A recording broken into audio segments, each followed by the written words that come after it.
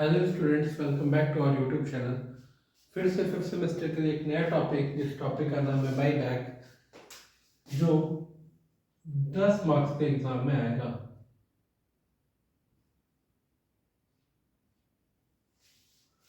आज हम लोग इसके कंसेप्ट के बारे में बात करेंगे, ठीक है।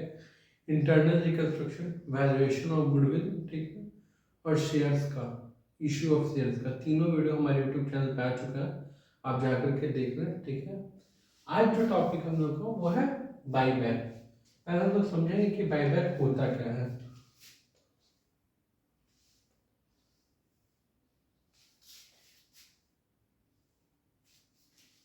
आइए,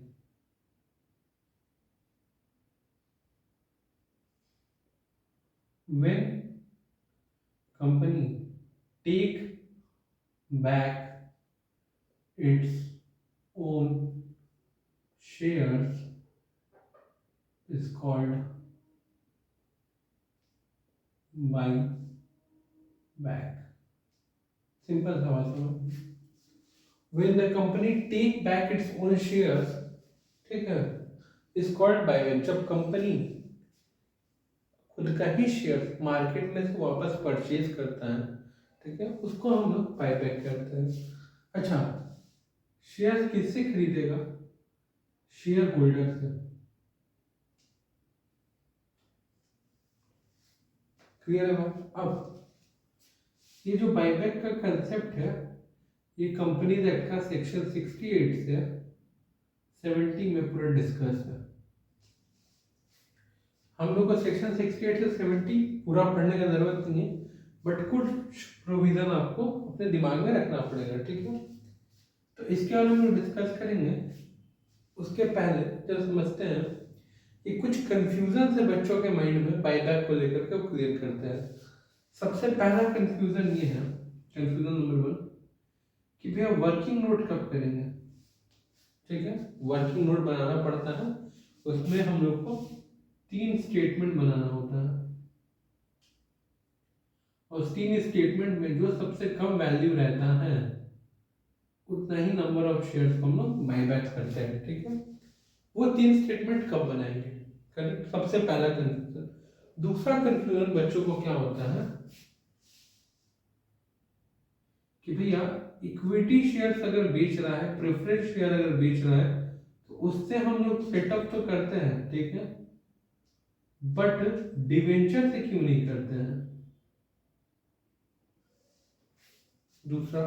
तीसरा जो डाउट है बच्चों का, वो डाउट यहाँ आ जाता है कि इक्विटी शेयर्स से सेटअप हो रहा है, प्रेफरेंस शेयर से सेटअप हो रहा है, बट अगर हम लोग बायबैक करने के लिए और पैसा इकट्ठा करने के लिए हम लोग अगर कोई एसेट्स अगर सेल करते हैं,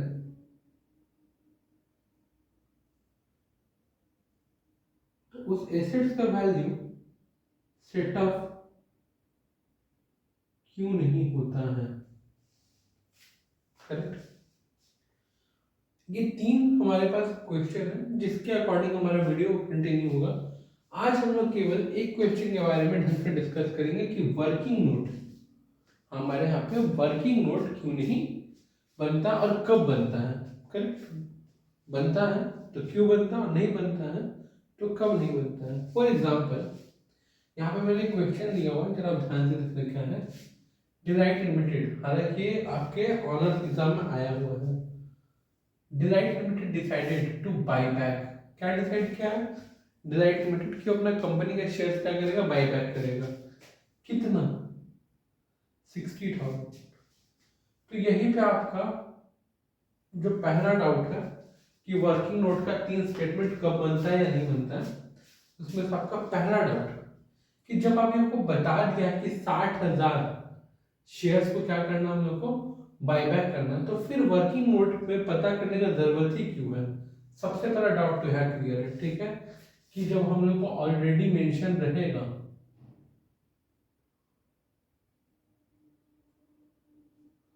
जब हम लोग को ऑलरेडी मेंशन रहेगा कि कितना शेयर्स बायबैक करना है, तो हम लोग को अलग से वर्किंग नोट बनाने का मेहनत नहीं करना है, सबसे पहला बात। दूसरा चीज, जब मैं पूरा क्वेश्चन पढ़ के कंप्लीट करूंगा तो आप एक नोटिस करना, जैसे कि देखो मैं पढ़ लेता हूँ। Of its equity share of ₹10 each, कितना बायबैक करेगा 10 each at a premium of 25%, यानी कि 10 रुपया तो देगा, साथ ही साथ 25% यानी कि कितना होता है 2.5 रुपया प्रीमियम का भी देगा company, correct. For this it issue 7.5% debenture of ₹100 each, ठीक है, जिसके लिए कंपनी इस पैसा को देने के लिए, जो भी बायबैक पे कंपनी को पैसा देना पड़ेगा, उसके लिए वो कितना पैसा क्या कर रहा है, 5,000 प्रेफरेंस शेयर इशू कर रहा है। The company had 19,000 in reserve, company के पास 90,000 उसके रिजर्व में है, 80,000 उसके प्रॉफिट एंड लॉस में है, और 1,20,000 उसके कैपिटल रिजर्व में है, और साथ ही साथ सिक्योरिटीज प्रीमियम में 1,00,000 रुपए है। अब आपको जनरल एंट्री बनाना है, तो जो आपका पहला सवाल है या पहला जो डाउट है वर्किंग नोट का, तो यहाँ पे क्लियर हो जाता है कि ऑलरेडी मेंशन होगा, भैया तुमको बनाना नहीं है। दूसरा, आप नोटिस करोगे कि इस पूरे सत्र में आपके पास total number of equity share कितना है, या फिर इक्विटी शेयर का अमाउंट नहीं दिया है। और अगर आप लोगों ने क्लासेस किया होगा तो पता होगा कि इस वर्किंग नोट को तभी हम लोग आगे प्रोसीड कर पाएंगे जब हम लोग के पास नंबर ऑफ इक्विटी शेयर, ठीक है, शेयर्स का प्राइस और शेयर्स का वैल्यू दिया रहे। तो वो चीज मिसिंग होने के कारण वर्किंग नोट बनाने का तो सवाल ही नहीं उठता है। क्लियर ये बात। अब आगे देखते हैं। तो रहा बात भी है इसका, तो इसका 2 रीजन हम लोग का क्लियर है। एक, अगर ऑलरेडी मेंशन हो तो नहीं करना। दूसरा, अगर हम लोग को इक्विटी शेयर कैपिटल का प्राइस, ईच शेयर का प्राइस, या फिर कितना यूनिट यानी कि कितना नंबर ऑफ इक्विटी शेयर है मेंशन ना किया हो, तो फिर हम लोग को किसी भी कीमत पे, ये दोनों कंडीशन अगर सेटिस्फाई हो जाता है तो किसी भी कीमत पे हम लोग को वर्किंग नोट नहीं बनाना है। अब बात करते हैं बाईबैक का जनरल एंट्री के बारे में, क्योंकि आपने बोला है गिव जनरल एंट्रीज।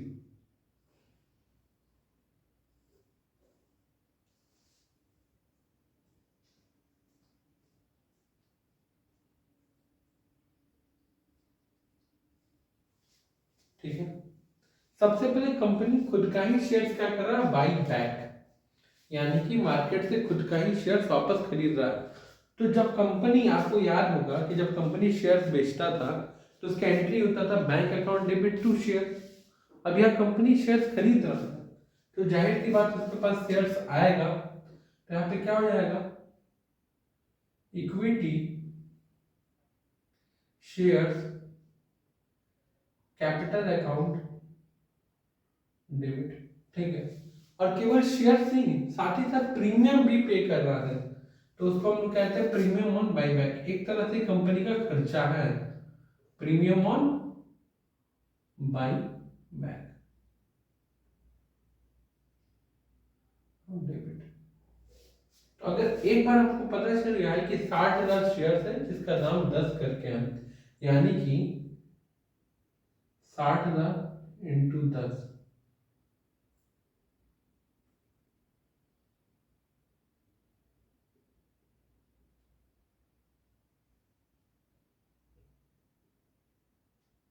₹6,00,000 हो गया हम लोग का। और सिक्योरिटीज प्रीमियम बोला था 25%। बहुत सारा तरीका है। पहला तरीका तुम लोग ये निकालने की ₹2.5 करके है, तो 60,000 से मल्टीप्लाई कर दो, सबसे पहला तरीका।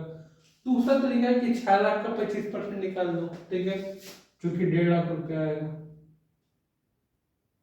ठीक है। टू, ये सब पैसा देना किसको है, देना है हमको ये इक्विटी शेयर होल्डर्स को। किसको देना है, क्योंकि हम लोग उन्हीं से बाईबैक कर रहे हैं, मैंने यहाँ पे बता दिया था, बाईबैक करेंगे तो किससे, शेयर होल्डर से। तो to equity share holder,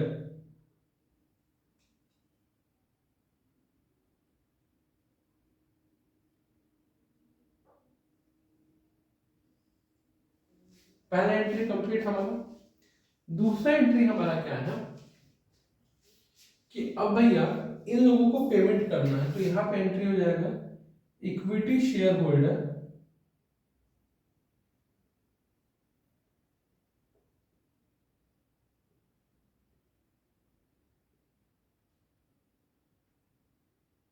to bank account, equity share holder account debit to bank account, कितना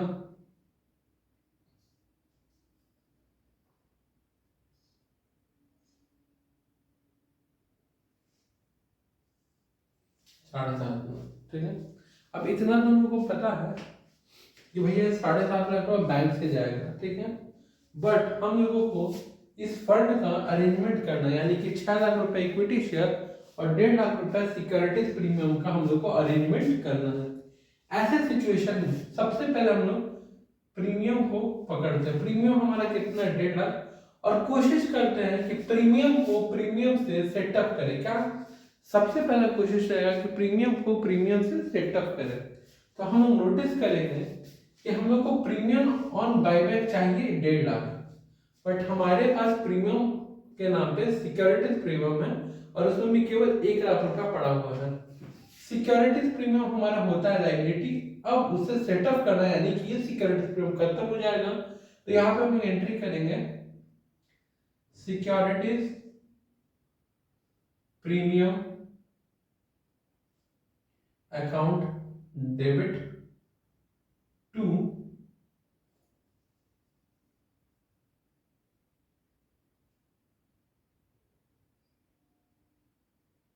प्रीमियम ऑन बाई बैक।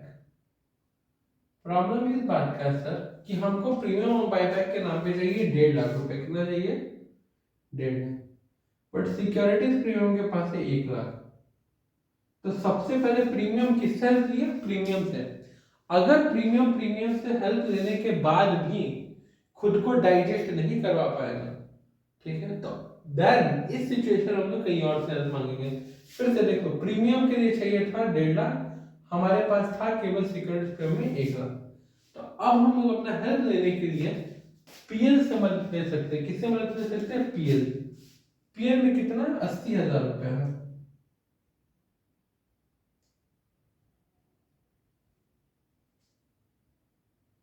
आराम से वहां से 50,000 यूज करनी, कोई दिक्कत। यहाँ पे लिखा भी है पीएल का क्रेडिट बैलेंस। क्रेडिट बैलेंस का मतलब होता है प्रॉफिट और डेबिट बैलेंस का मतलब होता है लॉस, करेक्ट, ठीक है। तो ये हो गया हमारा। अब बचा हमको 6 लाख का व्यवस्था करना है। 6 लाख रुपए हम लोग कहां से लाएंगे, तो उसके पहले चीज नोटिस करें, यहाँ पे प्रेफरेंस शेयर इशू हुआ था।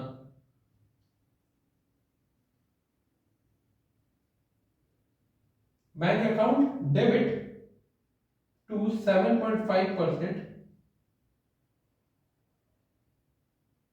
Preference share account. कितना था भैया, 5,000 प्रेफरेंस शेयर था, 100 रुपए का।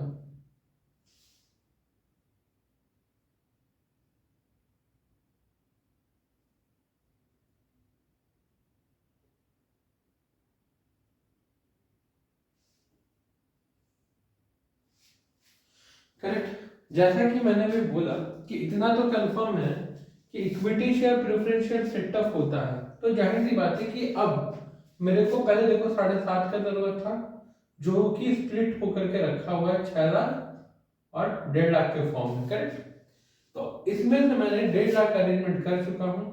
अब बचा है 6 लाख रुपए, कितना बचा 6 लाख। तो 6 लाख में से 5 लाख मेरे पास कहां से आ गया, प्रेफरेंस शेयर के नाम पे आ गया। बचा 1 लाख रुपया। 1 लाख रुपया हम कहां से सेटअप करवाए, तो मान लो जनरल रिजर्व। किससे ले लिया अपन लोग, जनरल रिजर्व, ठीक है। जनरल रिजर्व से ले सकते हैं 90,000।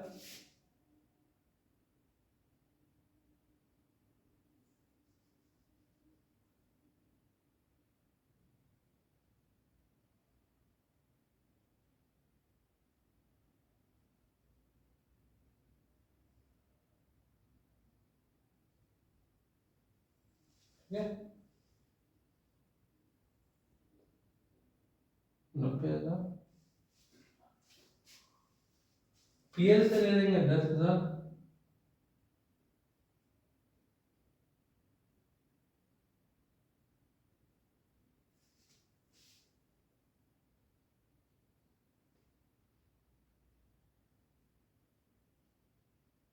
To CRR account 1,00,000। CRR का मतलब होता है कैपिटल रिडम्पशन रिजर्व। CRR का मतलब क्या होता है, मैं यहाँ पे लिख दे रहा हूँ, कैपिटल रिडम्पशन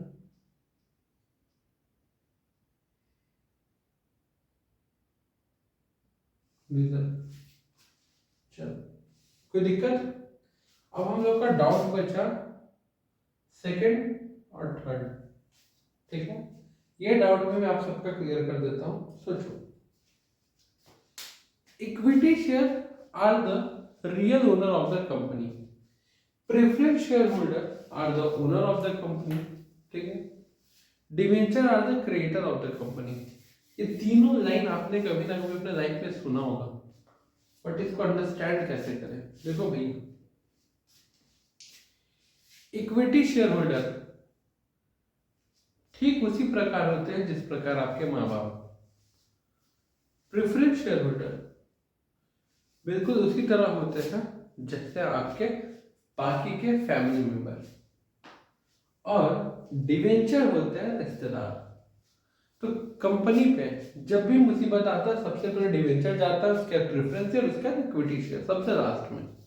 लास्ट तक जो कंपनी के साथ रहता है वो इक्विटी शेयर, ठीक है। ठीक उसी तरह जिस तरह फैमिली में अगर कोई इशू आ जाए आपके घर में आपके ऊपर, तो सबसे पहले कौन धोखा देता है? हमारे रिलेटिव्स, फिर हमारे फैमिली मेंबर, और एकदम अंत तक कोई साथ निभाएगा तो पापा मम्मी। तो एक पल के लिए इक्विटी शेयर और प्रेफरेंस शेयर में एक कॉमन वर्ड है, वो है ओनर। इक्विटी शेयर है रियल ओनर और प्रेफरेंस शेयर है ओनर। तो कहीं ना कहीं प्रेफरेंस शेयर इक्विटी शेयर के बायबैक होते वक्त हेल्प कर देगा, बट डिवेंचर का जो नेचर है वो तो ऑलरेडी आउटसाइड लायबिलिटी है। इक्विटी शेयर जो एक इंटरनल लायबिलिटी है, अगर आप डिवेंचर को देखोगे या लॉन्ग टर्म बोरोइंग को, तो उनको तो ये सब तो आउटसाइड लायबिलिटी है। तो हम लोग आउटसाइड लायबिलिटी से इनसाइड लायबिलिटी को कभी भी अकाउंट पे सेटअप नहीं करते हैं। इसका जवाब मिल गया आपको। नेक्स्ट बात है equity share preference share, but assets अगर सेल होता है तो सेटअप नहीं होता। देखिए सर, समझिए, हम लोग जब लायबिलिटी को बायबैक कर रहे हैं यानी कि इक्विटी शेयर को, तो उसको सेटअप करेंगे किससे? प्रेफरेंस शेयर से। किससे? जनरल रिजर्व से, इक्विटी शेयर से, ठीक है, पीएल अकाउंट से। इन सब चीजों से सेटअप करेंगे, लायबिलिटी साइड के चीजों से सेटअप करेंगे। बट जब एसेट सेल होता है तो वो बस बैंक में फंड लाने के पर्पज के लिए सेल होता है। इसका मतलब ये नहीं होता है कि आप उस फंड को या फिर उस पैसे को रिड्यूस लेस करके दिखाएंगे। करेक्ट? आई होप आपका ये 3 डाउट आज क्लियर हुआ हो और एक बेसिक सा सम्स जो हमने किया आपको पूरा समझ में आया। आज हम लोग एक और चैप्टर कैपिटल बायबैक का 10 मार्क्स का जो है हमने कंसेप्चुअली थोड़ा उसको समझ लिया है। नेक्स्ट डे जब भी इसका वीडियो आएगा उसमें टोटल 7 क्वेश्चन जो कि आपके एग्जाम में बिल्कुल उसी में से कोई एक आ जाएगा, आपको बस उसके ऊपर फोकस करना है, वो और कुछ नहीं। आई होप आप लोगों को क्लास अच्छा लगा हो। आप लोग डेली सेशन जो चल रहा है अभी आप लोग का, आप लोग उसको एंजॉय कर रहे हो, ठीक है। एग्जाम का प्रिपरेशन अच्छे से करो। All the best. सबसे मोस्ट टफेस्ट सेमेस्टर है ये आपका, बस इसका 6 सेमेस्टर उसके मिल के बैठ के बात किया जाएगा कि आगे क्या करना है, ठीक है। बट फिलहाल 5th सेमेस्टर पे पूरा फोकस आपका होना चाहिए। थैंक यू, आज के लिए इतना ही।